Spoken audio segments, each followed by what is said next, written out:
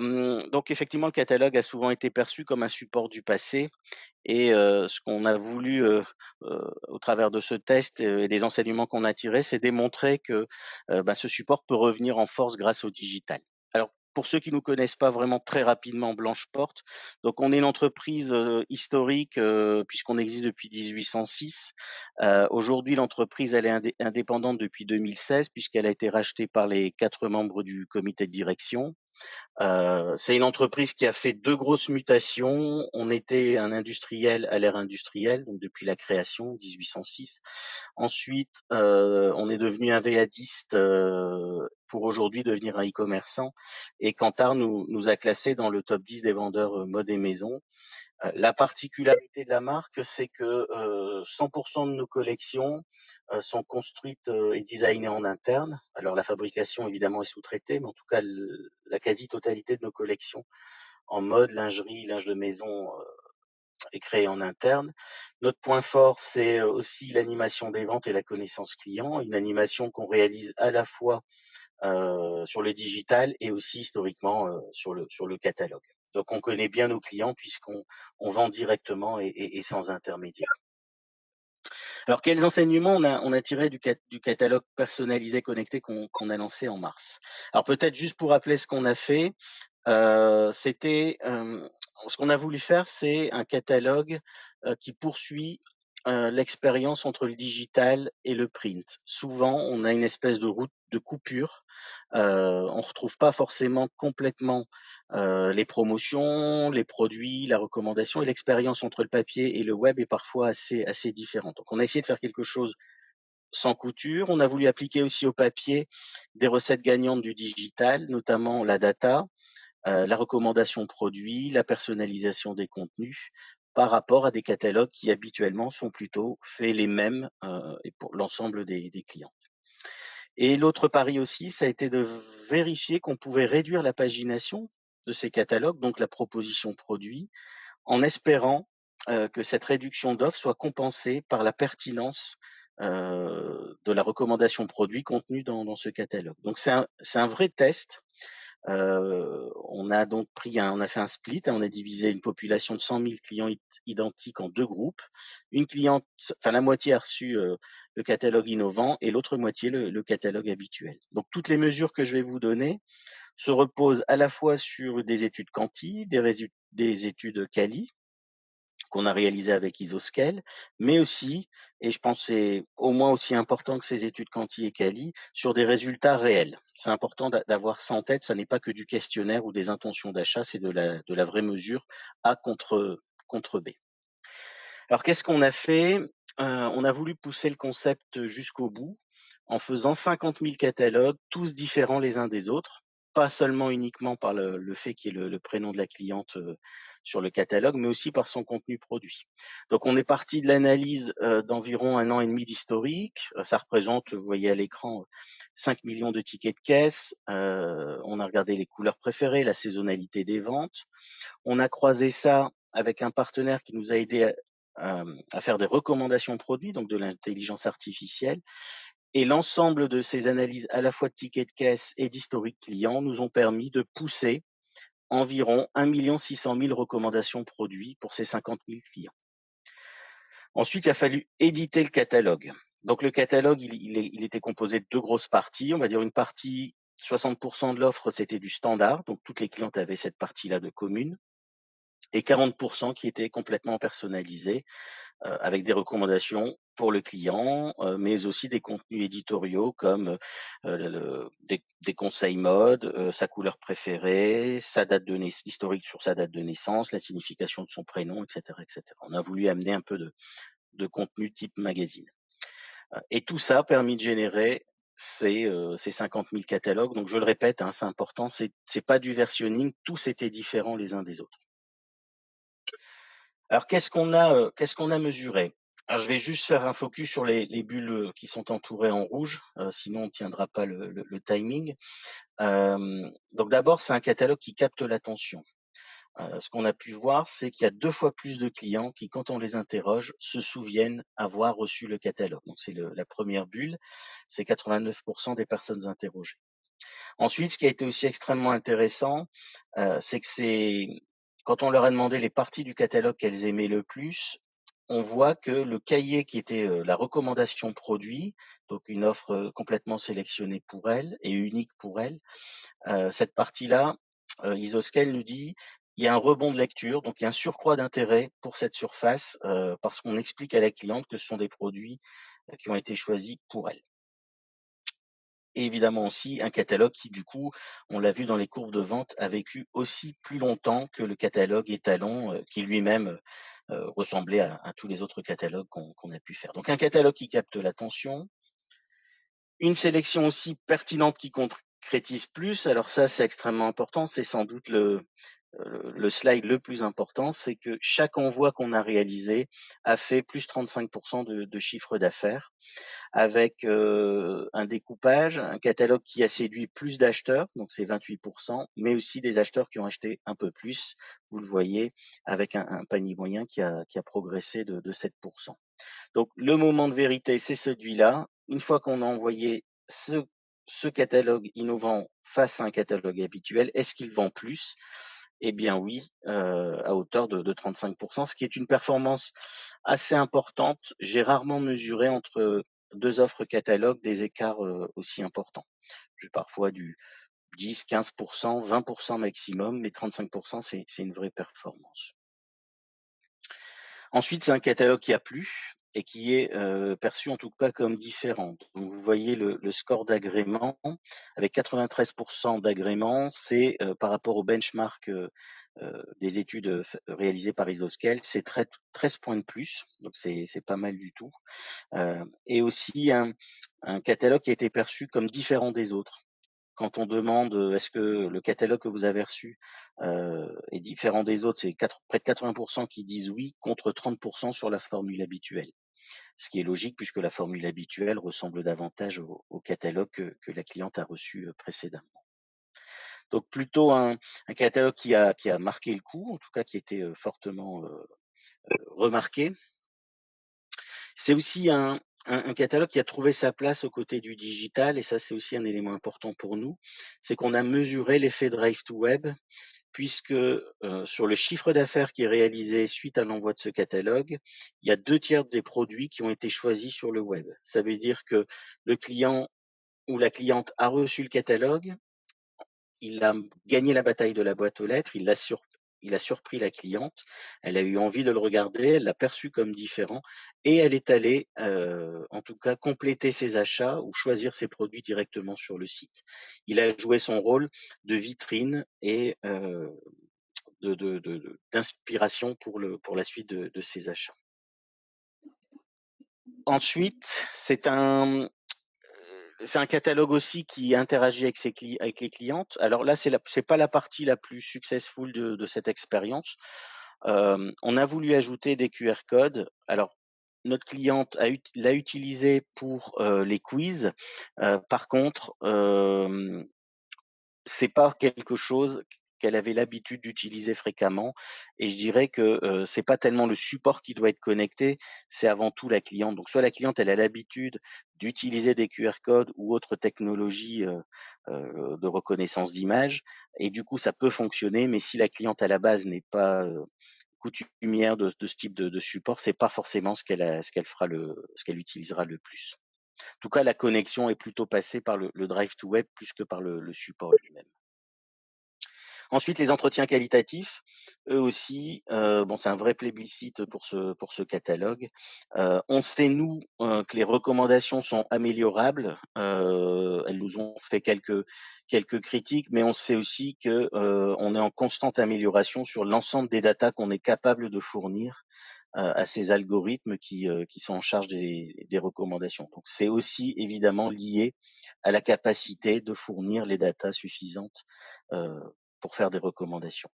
Et évidemment aussi une vraie adhésion au contenu, elles trouvent ça intéressant, ça leur donne envie de le reprendre en main, de le partager, d'interagir avec le catalogue, de répondre aux questionnaires, d'aller voir les réponses sur le site par exemple, grâce notamment au QR code ou à d'autres manières de se connecter. Alors, Voilà un peu rapidement pour les résultats. Donc un catalogue surprenant, complètement personnalisé, un exemplaire unique qui a commercialement fonctionné et quantitativement et qualitativement, quand on interroge nos clientes, un catalogue qui a été plutôt bien perçu. Alors qu'est-ce qu'on en a retiré nous? Pourquoi est-ce qu'on se dit que le catalogue a toutes les raisons de survivre au digital? Si quoi? Alors, la première chose qu'on retient de cette expérience, mais d'autres aussi, hein, c'est que le catalogue, c'est un excellent moyen, aux côtés des leviers digitaux, de contourner les nombreuses barrières qu'on a sur le web. Il y a la position de Google, souvent la position sur les mots-clés dépend des enchères. Quand vous écrivez à vos clients, vous êtes aussi soumis à la loi parfois un peu dure des fournisseurs d'accès Internet qui délivrent plus ou moins bien vos emails.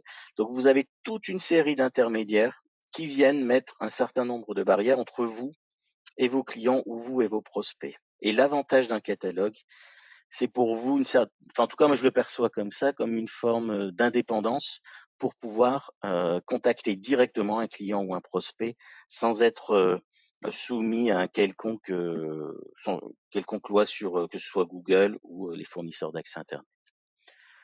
Ensuite, la deuxième chose qui est importante aussi sur le catalogue, qui peut lui donner des raisons de survivre, c'est que même si c'est un média coûteux, que ce soit en conception ou en acheminement. L'avantage, c'est que sur ce support, la pression commerciale s'autorégule.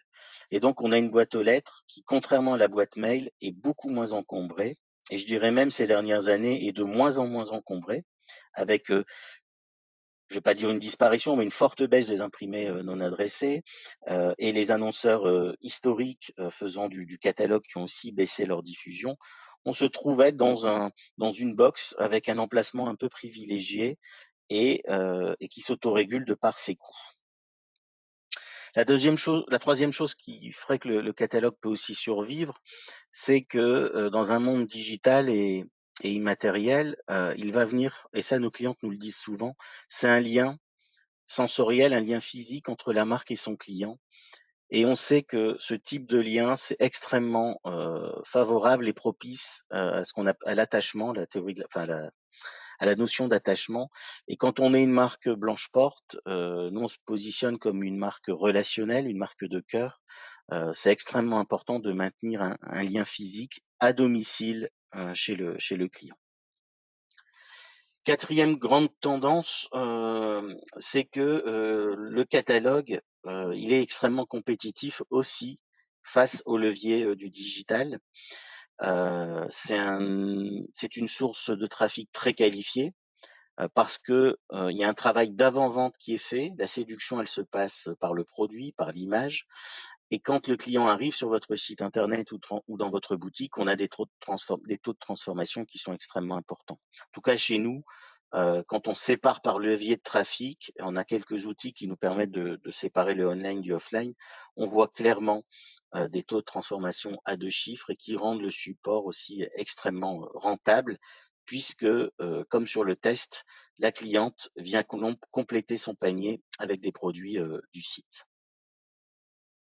La cinquième grande tendance qui sera importante aussi pour le catalogue, c'est de profiter des nouvelles technologies à notre disposition. Alors évidemment, il y a l'intelligence artificielle qui permet de faire de la recommandation. On le fait tous les jours sur notre site et comme beaucoup d'autres, hein, on a l'habitude de pousser des recommandations de produits selon l'expérience de navigation du client en temps réel. Bien là aussi, cette technologie-là, couplée avec le fait que l'impression numérique est maintenant possible à partir de la page blanche et à des coûts qui sont relativement intéressants et qui ne font que baisser à l'avenir, on a la possibilité de coupler ces avantages de l'intelligence artificielle et d'un support papier imprimé pour en faire là aussi un support plus unique et donc plus unique et surtout plus efficace parce que on aura fait moins de compromis produits pour plaire au plus grand nombre, mais on aura fait plutôt des choix qui plairont aux destinataires de ce catalogue. Il y en a 10, encore quelques autres. La sixième grande tendance importante, évidemment, c'est d'apporter du contenu. On est entré dans l'ère des interactions et du conversationnel, et on est intimement convaincu qu'il faut, nous, marketeurs, et c'est parfois très difficile, qu'on accepte de réserver quelques espaces qui ne seront pas des espaces de vente, et donc qu'on n'ait pas forcément l'impression de gaspiller de la surface catalogue, parce que ces espaces pour converser et interagir avec le client sont extrêmement importants. C'est un peu ce qui se passe aussi dans le retail, où l'habitude de comparer les chiffres d'affaires au mètre carré, mais de plus en plus de retailers sont obligés de créer des ateliers, des espaces d'échange avec les clients, et tout ça sont des surfaces qui ne sont pas des surfaces de vente. Et c'est un peu le parallèle avec le catalogue et le contenu éditorial. Le septième élément, évidemment, c'est la data et encore la data. Et je pense on est au tout début de ce qu'on peut faire sur le catalogue. On est très à l'aise et très habitué à exploiter la data sur le digital, et il faut impérativement que le papier, que les annonceurs, les routeurs, les imprimeurs, qu'il y ait de plus en plus d'évolution des technos pour permettre cette flexibilité et cette agilité sur un support papier. Moins on sera mass market, plus on pourra réduire les surfaces d'un média qui reste coûteux, mais pour le rendre là aussi plus efficace. Ensuite, un gros challenge, évidemment, c'est l'environnement. Je suis maître de conférence à l'IAE de Lille, et je peux vous dire, je suis marqué auprès des étudiants en marketing de l'image qu'ils ont du média papier, qui est extrêmement dégradé. Alors, certes, parfois en modernité, mais aussi d'un point de vue écolo, respect de l'environnement. Donc là aussi, il faut impérativement qu'on évolue, qu'on clarifie nos labels et qu'on soit en mesure d'expliquer que c'est un support qui est tout à fait construit dans le respect de l'environnement. C'est un gros challenge, parce que la société évolue dans ce sens-là, et il faut que ce support ne soit pas perçu et pointé du doigt par tous ceux qui souhaitent respecter, en tout cas avoir une démarche beaucoup plus verte. Ensuite, l'autre gros challenge, c'est le mobile. Aujourd'hui, l'espace de commerce, en fait, je me rends compte qu'il se réalise de plus en plus sur le plus petit écran à disposition des clients. C'est le mobile. Et le catalogue peut être aussi une belle réponse pour venir élargir la vision du client sur la marque. C'est un vrai casse-tête aujourd'hui d'avoir des créations, des mises en avant produits qui soient pertinentes sur un écran. Alors tout dépend évidemment de l'écran de nos clientes, mais grosso modo, un smartphone, du plus petit au plus grand, peu importe, on est quand même sur une surface très réduite, et notamment comparé même au desktop. Donc pour moi, le catalogue, c'est une belle occasion d'élargir la vision sur la marque, de montrer l'étendue des produits qui sont proposés par la marque, et surtout de venir diffuser euh, du contenu éditorial, du contenu de marque, qui sera de plus en plus difficile à faire sur le mobile quand on va chercher à avoir des call to action les plus courts possibles avec la validation d'un panier. Donc là aussi, pour moi, c'est un peu nouveau cette partie-là. J'ai toujours vu le e-commerce comme une manière d'avoir des mètres carrés à l'infini, parce que c'est assez facile de scroller, de proposer beaucoup de choses. Mais le fait que le commerce se fasse de plus en plus sur le digital, ça a réduit quand même l'expression de nos campagnes marketing, et le catalogue peut venir aussi en réponse à ça. La dernière chose qui est importante aussi de dire, c'est que c'est souvent la profession, c'est souvent les hommes de marketing les premiers qui ont cherché à enterrer le catalogue. Mais en tout cas, pour ce qui me concerne, alors ça vaut ce que ça vaut, mais moi, chaque fois que j'ai rencontré des clientes, hormis le fait d'être parfois un peu challengé sur l'aspect environnemental, sinon pour le reste, ça n'est absolument pas perçu comme un support du passé. Elles aiment le recevoir, elles aiment le feuilleter, et c'est quelque chose qui reste de très attrayant, et je pense que c'est une bonne nouvelle, parce que c'est quand même avant tout pour ces clientes qu'on réalise ces supports. Alors faire une expérience comme celle-ci, hein, du catalogue connecté, c'est un gros travail et je remercie encore une fois toutes, tous nos partenaires qui nous ont aidés. Chacun a dû aller, a été sans doute poussé dans ses retranchements et la double récompense qu'on a eue au Trophée Média Courrier, évidemment, on le partage avec nos équipes et nos partenaires sur cette opération. Voilà ce que je voulais partager avec vous sur cette expérience catalogue connecté et les tendances qui font que, en tous les cas, en ce qui nous concerne chez Blanche Porte, on est très confiant sur l'avenir du catalogue, pour autant que les annonceurs, tout comme la filière, soient en mesure d'évoluer autour de ces 10 tendances ou d'autres, parce qu'il y en a forcément d'autres. Je pense pas avoir été exhaustif. Tout à fait. Si je fais le parallèle avec l'automobile, c'est vraiment un prototype, hein, le mot que vous employez est important, ce qui veut dire qu'en l'état, je ne pourrais pas envoyer l'ensemble de mes catalogues sous cette forme-là. Donc, il va nous permettre d'en tirer des enseignements et de faire évoluer au fur et à mesure nos catalogues, de poursuivre les tests et aussi de travailler avec la filière et nos partenaires dans ce sens.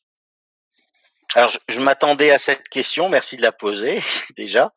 Je vais vous faire une réponse de Normand, mais en même temps une réponse, je pense que tout le monde comprendra, c'est que on est dans l'univers du prototype et donc je ne me suis même pas occupé de calculer la rentabilité puisque on est sur un produit qu'on peut pas aujourd'hui éditer en masse. Donc le sujet qu'on est plutôt en train de travailler, c'est qu'on a pris quelques briques de ce test qu'on est en train de travailler avec quelques partenaires de la filière pour pouvoir les reproduire de manière industrielle.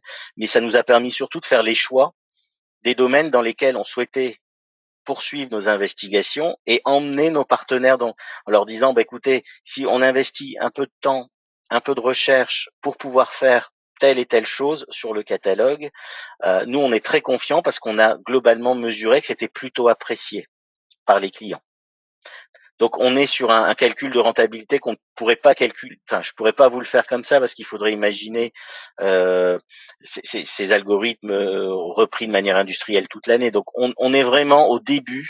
En tout cas pour nous, c'est notre premier essai de catalogue full perso. Donc je sais pas vous le faire aujourd'hui. Je n'ai ni la capacité à le faire et volontairement on n'a pas voulu le faire non plus parce que c'était pas le sens. On savait qu'on était, c'est pas comme d'habitude. Je sais pas, je fais 300 tests par an de cadeaux, de promotions, avec à chaque fois un retour sur investissement. Mais là, c'était pas le but. Mais je vous dis, enfin, le parallèle, c'est vraiment le prototype dans l'automobile où, voilà, c'est à la fois une vitrine, ça donne le sens probablement du style que prendra les 5 prochaines années chez un constructeur en termes de design. Voilà, c'est pour tester si c'est apprécié du public. Puis ensuite, on arrive à des logiques beaucoup plus industrielles. Et on y sera très vite parce que on n'a pas le choix. On fera pas des catalogues juste pour se faire plaisir. On est obligé d'avoir un retour sur investissement et on a toujours été des gens de marketing direct, donc des gens qui mesurons. On mesure tout, donc on y viendra très vite. Alors on est sur une population, les deux fois 50 000 qu'on a testés sont pas représentatifs de l'intégralité du portefeuille client de Blanche Porte. Vous savez, vous savez que Blanche Porte c'est une marque très ancienne. Avant d'arriver dans le top 10 des e-commerçants, on était un ancien VP6, on est en pleine transformation. Donc je dirais qu'aujourd'hui, nous on est environ sur 65-70% de notre profil client qui est celui de notre cible, de ce vers quoi on va, c'est-à-dire des clientes multicanales dans les push, donc online et offline, mais surtout, avant tout web centré. Donc déjà, on est sur un panel représentatif de ce groupe de clients. Ensuite, on n'est pas allé plus dans le détail du profil parce que on estime qu'on est un petit peu juste en termes de qualité d'échantillonnage. On a regardé, hein. On a regardé. On n'a pas vu de différence très significative, mais je ne sais pas si c'est lié à la taille de l'échantillon ou si c'est lié au fait qu'il n'y a pas de, qu'il y ait pas de grosses différences.